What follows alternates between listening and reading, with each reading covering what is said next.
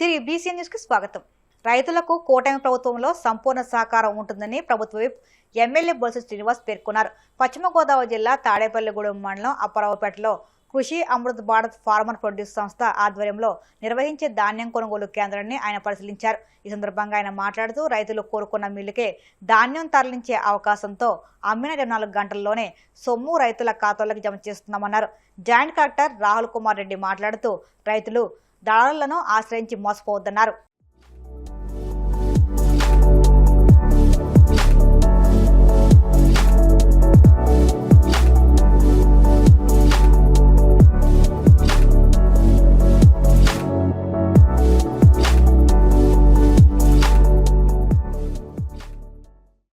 సంవత్సరాలు చూసుకుంటే ధాన్యం ఎక్కడ తోలాలో తెలియదు, ఏ మిల్లుకు తోలాలో తెలియదు. అలాంటి పరిస్థితి నుంచి డబ్బులు ఎప్పుడు వస్తాయో కూడా తెలియదు. అలాంటి పరిస్థితి నుంచి ఈ రోజు తోలిన 24 గంటల నుంచి 48 గంటల లోపల డబ్బులు వేసే కార్యక్రమం కానీ, మిల్లుల దగ్గర ఎక్కడా కూడా లారీలు ఆపుకోకుండా చర్యలు తీసుకునే పద్ధతి కానీ, ఎక్కడ కూడా మీరు ఆరుదల లేదు వెనక్కి తీసుకెళ్ళండి, లేకపోతే 25,000 ఇవ్వండి 30,000 ఇవ్వండి అనే పరిస్థితి కూడా ఎక్కడ లేకుండా అన్ని కంట్రోల్ చేసి వార్ రూమ్ ఏర్పాటు చేసి మన జేసీ గారు ఫోన్ వచ్చిన వెంటనే రెస్పాండ్ అయ్యి అన్నీ కూడా గడిచిన 3 సంవత్సరాల నుంచి 2 సంవత్సరాల నుంచి కూడా ఆయన చేస్తూ ఉన్నారు. అంతేకాకుండా మరి ఈరోజు ఎప్పుడైనా ఈ అప్లైండ్ అప్పారావుపేట కానీ, మాధవరం, ఈ కొత్తూరు, ఈ గ్రామాలన్నింటిలో కూడా అన్ని చోట్ల కూడా ముందుగా పంటలు వస్తాయి, బోర్ల కింద పొలాలు. కాబట్టి ఇదివరకు అయితే ధాన్యాలన్నీ వెళ్ళిపోయిన తర్వాత పీపీసీ సెంటర్లు ఓపెన్ చేసిన సందర్భం మీ అందరికీ తెలుసు. ప్రభుత్వం మొక్కుబడిగా మరి గత సీజన్ నుంచి కూడా మనం ఎలర్ట్ చేసాం. ఇక్కడ ఉన్నటువంటి మరి మోదుకొండ రైతులు, వీరన్న గారు వీళ్ళందరూ నా దగ్గరికి వచ్చి మరి ఆల్రెడీ రైతులు మిల్లర్స్ ఈస్ట్ గోదావరిని తోలుకెళ్తా ఉన్నారు. 100-150 రూపాయలు తక్కువ కొన్నారు. ఇమీడియట్గా మరి ఇక్కడ ఓపెన్ చేయాలని చెప్తే వెంటనే జేసీ గారు చెప్తే రేపంటే రేపే చేద్దాం సార్, మనం రెడీగా ఉన్నామని చెప్పి ఈరోజు ఓపెన్ చేసినందుకు ప్రతి బస్తాకి ఒక 150 రూపాయలు రైతుకు ఆదాయం చేసినట్టుగా మనం భావించాలని కూడా నేను కోరుతా ఉన్నా. ఇది ప్రభుత్వం మీకోసం చేసి ఈ కార్యక్రమాలన్నింటికి మీరు ఆస్వాదించాలి. అంతేగాని ఇదివరకు 5 సంవత్సరాల క్రితం ఏం జరిగింది, ఆ ప్రభుత్వంలో ఏం జరిగిందో ఆలోచించాలి. గడిచిన 2 సంవత్సరాల చంద్రబాబు నాయుడు గారు ముఖ్యమంత్రి అయిన తర్వాత, అదేవిధంగా కూటమి ప్రభుత్వం వచ్చిన తర్వాత, మన నాదెండ్ల మనోహర్ గారు ఈ శాఖకి మంత్రులు అయిన తర్వాత, జిల్లా కలెక్టర్గా జేసీగా మన అధికారులంతా వచ్చిన తర్వాత అందరూ కూడా రైతుని ఆదుకునే విధంగా పనిచేసిన తీరు చాలా బాగా చేస్తూ ఉన్నారని కూడా నేను తెలియజేస్తా ఉన్నా. అంతేకాకుండా ఈరోజు చూసుకుంటే ట్రాన్స్పోర్ట్ ఛార్జెస్ పడలేదని చెప్పి చాలామంది నా దగ్గర రావడం జరిగింది. అది ఆల్రెడీ మంత్రి గారి దృష్టిలో పెడితే ఒక 5 కోట్లు మన కాన్స్టిట్యున్సీ లాగానే ఉన్నాయని కూడా ట్రాన్స్పోర్ట్ ఛార్జెస్ ఇచ్చేసారని కూడా తెలియజేయడం జరిగింది. ఇంకా రానోళ్ళు కూడా డబ్బులు ఇమ్మని కూడా అడగడం జరిగింది. పశ్చిమ గోదావరి జిల్లాలో టాడీ ప్రొక్యూర్మెంట్ని గత 3 సీజన్స్లో చూస్తే ఎటువంటి ఆటంకం లేకుండా చాలా సజావుగా మనం చేసుకున్నాము. ఆనరబుల్ సీఎం గారు ఒక ఐవీఆర్ఎస్ సర్వే చేసినప్పుడు గత 3 సీజన్లో కూడా పశ్చిమ గోదావరి జిల్లాకే ఫస్ట్ ర్యాంక్ రావడం జరిగింది. అంటే రైతుల నుంచి కానీ అటు ప్రజల నుంచి కూడా మన జిల్లాలో జరుగుతున్న ఈ టాడీ ప్రొక్యూర్మెంట్ ఏదైతే ఉందో దాని మీద దాదాపు 90% పాజిటివ్ ఫీడ్బ్యాక్ రావడం జరిగింది. 100కి ఫోన్ చేసిన 100లో 90 మంది చాలా బాగా జరిగింది అన్న అభిప్రాయం తెలపడం చాలా సంతోషకరమైన వార్త.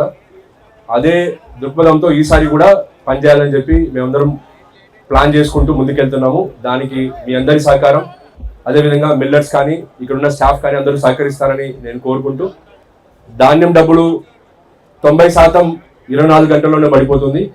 ఒక 6-7% 48 గంటలు తీసుకుంటుంది. ఒక 2-3% 48 గంటల కన్నా ఎక్కువ తీసుకుంటుంది. దానికి కూడా కారణం ఏంటంటే మనం ఎఫ్టీఓ జనరేట్ చేసిన తర్వాత తంబు వేయాలి. తంబు వేయకుండా పోతే అది బ్యాంకుకి వెళ్ళదు, ఆ డబ్బులు పడాల్సిన డబ్బులు బ్యాంకుకి వెళ్ళదు. సో దయచేసి రైతులందరూ కూడా 100% మన జిల్లాలో 48 గంటల డబ్బులు పడాలి అంటే ఫండ్ ట్రాన్స్ఫర్ ఆర్డర్ అని ఉంటుంది. అంటే ట్రక్ షీట్ జనరేట్ చేసిన వెంటనే ఎఫ్టీఓ జనరేట్ అవుతుంది. వెంటనే ఈకేవైసీ వేసి మీరు ఓకే చేస్తే 48 గంటల్లో 100% కూడా డబ్బులు పడిపోతుంది. సో దాంట్లో ఎటువంటి సందేహం లేదు. డిలే అవ్వడానికి కూడా మనమే కారణం కాబట్టి స్టాఫ్ అందరూ రైతులందరూ కూడా సమన్వయపరుచుకొని అది కూడా కంప్లీట్ చేస్తారు. ఒడిశా పరిసరాల్లో ఉపరితల ఆవర్తనం ద్రోణి ప్రభావంతో రానున్న 24 గంటల్లో రాష్ట్రంలో ఉరుములు మెరుపులతో కూడిన వర్షాలు కురిసే అవకాశం ఉందని విశాఖ వాతావరణ కేంద్రం అధికారి జగన్నాథ్ కుమార్ తెలిపారు. ఉత్తర కోస్తాలో పలు చోట్ల, దక్షిణ కోస్తా, రాయలసీమలో అక్కడక్కడ తేలికపాటి వర్షాలు కురిసే అవకాశం ఉందన్నారు. ఈ సమయంలో గంటకు 40 నుండి 50 కిలోమీటర్ల వేగంతో ఈదురుగాలు వీస్తాయని హెచ్చరించారు. ఒడిశా పరిసర ప్రాంతాలలో 0.9 కిలోమీటర్ల ఎత్తులో ఉన్న ఉపరితల ఆవర్తనం కొనసాగుతుంది. అదేవిధంగా గాంగేయ పశ్చిమ బెంగాల్ నుంచి గల్ఫ్ ఆఫ్ మన్నార్ వరకు అనగా ఒడిశా పైనున్న ఉపరితల ఆవర్తనం మీదుగా, తెలంగాణ మీదుగా, రాయలసీమ మీదుగా, తమిళనాడు మీదుగా 0.9 కిలోమీటర్ల ఎత్తులో ఒక ఉపరితల ద్రోణి కొనసాగుతుంది. ఈ రెండు కారణాలతో పాటుగా సముద్రం నుంచి వీస్తున్న తేమతో కూడిన సవ్య దిశలో వీస్తున్న గాలుల వల్ల రాష్ట్రంలో ఉరుములు మెరుపులతో కూడిన వర్షాలు పడే అవకాశం ఉంది రాబోయే 5 రోజులు. ముఖ్యంగా ఉత్తర కోస్తాలో ఈరోజు కొన్ని చోట్ల ఉరుములు మెరుపులతో కూడిన వర్షాలు పడే అవకాశం ఉంది. తదుపరి 4 రోజులు ఉత్తర కోస్తాలో 1-2 చోట్ల తేలికపాటి నుంచి మోస్తరు వర్షంతో పాటు ఉరుములు మెరుపులు కొనసాగే అవకాశం ఉంది. దక్షిణ కోస్తాలో రాబోయే 4 రోజులు 1-2 చోట్ల తేలికపాటి నుంచి మోస్తరు వర్షాలు పడే అవకాశం ఉంది. ఉరుములు మెరుపులు కొనసాగే అవకాశం ఉంది. ఇక రాయలసీమలో రాబోయే 5 రోజులు కూడా 1-2 చోట్ల తేలికపాటి వర్షాలతో పాటు ఉరుములు మెరుపులు కొనసాగే అవకాశం ఉంది. ఇక రాష్ట్రంలో ఉత్తర దక్షిణ కోస్తా జిల్లాలతో పాటు రాయలసీమల్లో 1-2 చోట్ల ఈదురుగాలులు 40 నుంచి 50 కిలోమీటర్ల వేగంతో ఈరోజు నుంచి రాబోయే 24 గంటల్లో వీచే అవకాశం ఉంది.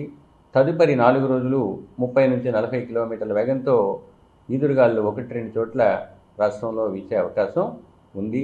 ఇక గరిష్ట ఉష్ణోగ్రతల్లో పెద్దగా చెప్పుకోదగ్గ మార్పులు ఉండే అవకాశం రాబోయే 5 రోజులు కనిపించట్లేదు. గడిచిన 24 గంటల్లో ఉత్తర కోస్తా దక్షిణ కోస్తాల్లో 39 డిగ్రీల అత్యధిక ఉష్ణోగ్రత, రాయలసీమలో 40 డిగ్రీల అత్యధిక ఉష్ణోగ్రత నమోదైంది. గడిచిన 24 గంటల్లో రాష్ట్రంలో అత్యధికంగా విజయనగరం జిల్లా తెర్లాంలో 11 సెంటీమీటర్లు, ప్రకాశం జిల్లా మర్రిపాడులో 5 సెంటీమీటర్ల వర్షపాతం మరియు విజయనగరం జిల్లా మెరకముడిదంలో 5 సెంటీమీటర్ల వర్షపాతం నమోదైంది. ఉరుములు మెరుపులతో పాటు వడగళ్ల వాన కూడా నమోదైనట్టుగా మీడియా వార్తలను బట్టి తెలుస్తుంది. కృష్ణా, కరకట్ట, పాటూరు ప్రాంతాల్లో గంజాయి సేవిస్తున్న 8 మంది యువకులను తాడేపల్లి పోలీసులు అదుపులోకి తీసుకున్నారు. వారి వద్ద నుంచి 400 గ్రాముల గంజాయి ప్యాకెట్లను స్వాధీనం చేసుకున్నారు. గతంలో కూడా ఈ యువకులపై కేసులు ఉన్నాయని సిఐ వీరేంద్రబాబు తెలిపారు. అదుపులోకి తీసుకున్న 8 మంది యువకులను కోర్టులో హాజరుపరిచినట్లు ఆయన తెలియజేశారు.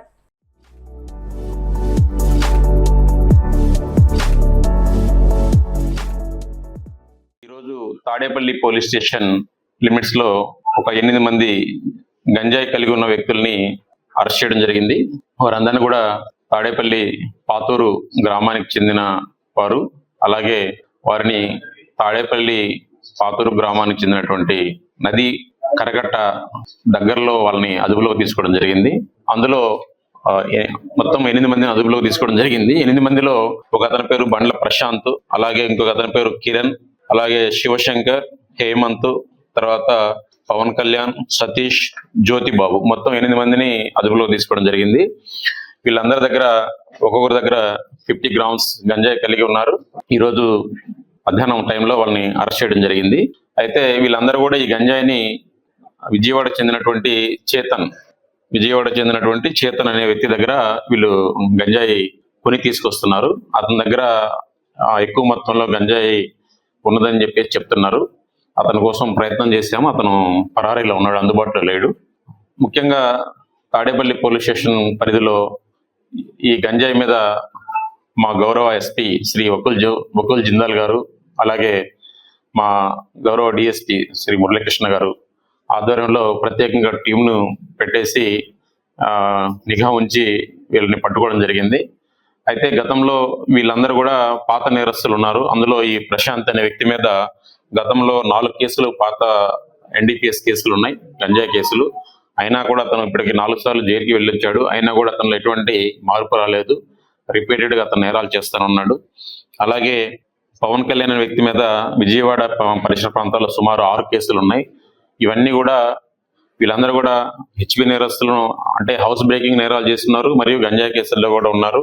అలాగే జ్యోతిబాబు మీద కూడా గతంలో కేసులు ఉన్నాయి. వీళ్ళందరూ కూడా పాత నేర వృత్తిని ఇంకా వదలలేదు. అలాగే లాజర్ అని ఇంకొక వ్యక్తి ఉన్నాడు. లాజర్ అనే వ్యక్తి మీద కూడా ఒక కేసు ఉంది, మంగళగిరి రూరల్ పోలీస్ స్టేషన్ లో కేసు ఉంది. వీళ్ళందరూ కూడా దీనికి గంజాయికి అలవాటు పడి రిపీటెడ్గా నేరాలు పార్టిసిపేట్ చేస్తున్నారు.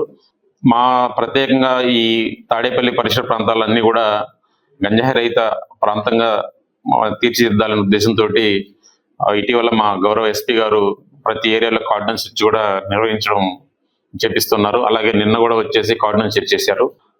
అప్పుడు కూడా మేము గంజాయి కోసం దొరుకుతుందని చెప్పేసి చాలా ఇళ్ళు ట్రై చేశాము, ఎక్కడ కూడా దొరకలేదు.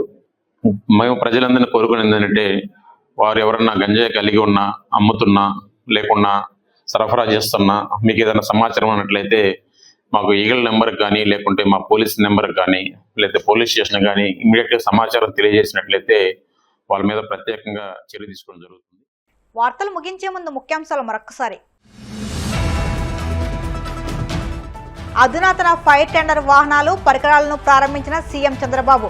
అగ్నిమాపక శాఖను దేశంలోని ఇతర రాష్ట్రాలకు ఆదర్శంగా తీర్చిదిద్దామని స్పష్టీకరణ. 32 కోట్ల రూపాయల నిధులతో ఆధునీకరించిన కాకినాడ టౌన్ రైల్వే స్టేషన్ను పరిశీలించిన ఎంపీ ఉదయ్ శ్రీనివాస్. ప్రయాణికులతో మాట్లాడి సౌకర్యాలపై ఆరా.